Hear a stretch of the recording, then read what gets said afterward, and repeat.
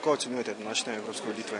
Dejal sem, da na osnovi rezultatov teh sporednih volitev, da je to za Slovensko ljudsko stranko katastrofalno slab rezultat, pravzaprav en alarm, čeprav lahko rečem, da se je to nakazovalo že skozi javnomnenjske raziskave kar nekaj časa, nekaj mesecev pravzaprav smo nihali okrog 2, 3, 4%.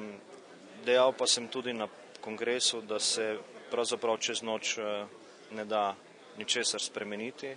Stranka je v preteklosti pač to zaupanje volivk in volivcev zgubila in potrebno bo seveda graditi in trdo delati na novem zaupanju. Jaz sem prepričan, da nam bo to tudi v prihodnje uspelo. Nekateri ta rezultat celo primerjajo s propadom.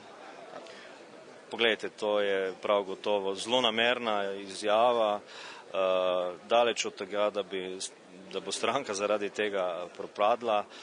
Mi se bomo borili naprej, mi smo parlamentarna stranka, imamo svoj potencial, imamo svoje zaledje.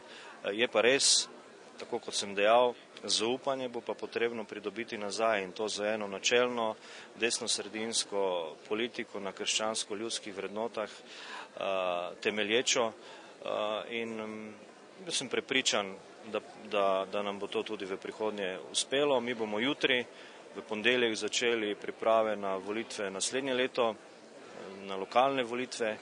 Gre za izredno pomembne volitve za Slovensko ljudsko stranko, ki je na lokalnih volitvah tradicionalno bila izredno močna in naredili bomo vse, da bo tudi v prihodnje na teh volitvah podobno močna.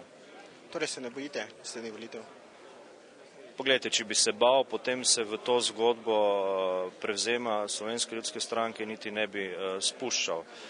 Zadeve so bile ob prevzemu pred 3 tedni popolnoma enake in jaz se tega ne bojim. Kot pravim, treba bo pa delati.